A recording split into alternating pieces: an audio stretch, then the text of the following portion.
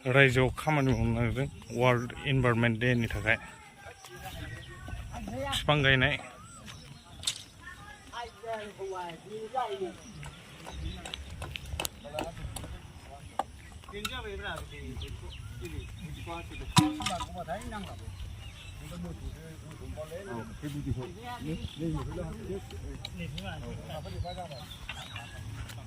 मा सिरि सिरि मा सिरि सिरि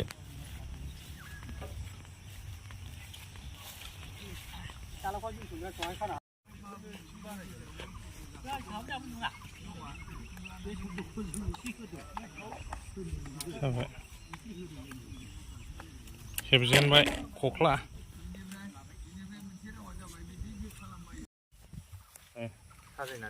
अपारेसन खालामजोबनांबाय नुवाखै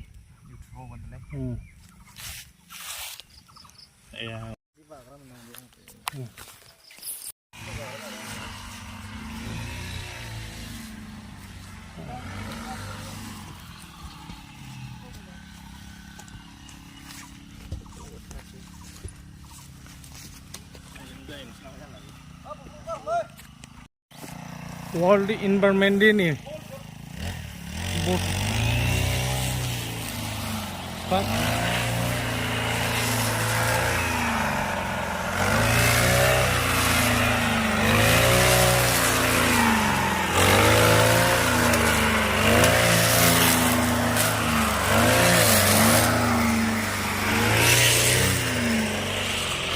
न' बे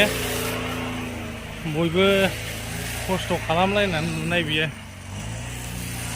खस्थ' खालामनानै माखासे रेभिनिउ फैबाय बेजों लुनाय सरकारनि अबदान गैया बेयाव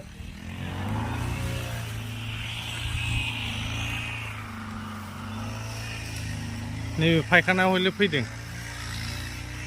मोनसे गायनो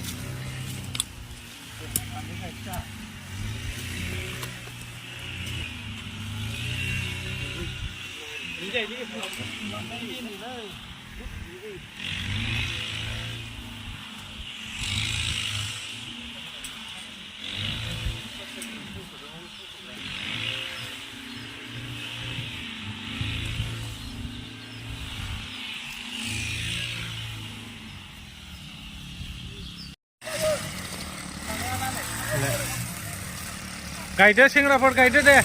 गायनांगौ बोथोरा गरमनिफ्राय गरम जागासिनो दं ओंखायनो बयबो बिफां गायनाय हाबाफारिखौ लानांगौ न'आवबो गायनानै लानांगौ रायजोआवबो गायनानै लानांगौ जेरावबो समाजनि एवबो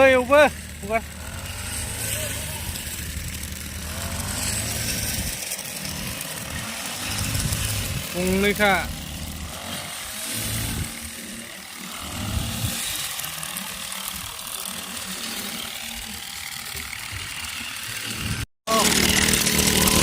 ओरै नारजाबखाब्रा थिगसे नांगौ एसे माथो बिलाय जाबाय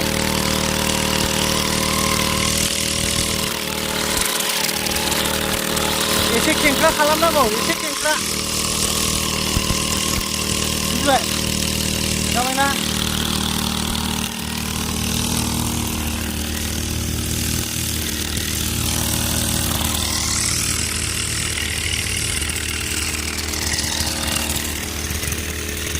जाबायलै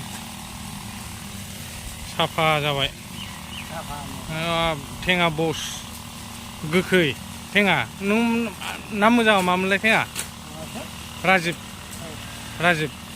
ना खनिन बडिसा खनिनबो नैबे सुङाखौ लागायनो नागिरदों बेयाव थाबायनो डिस्टार्ब जायो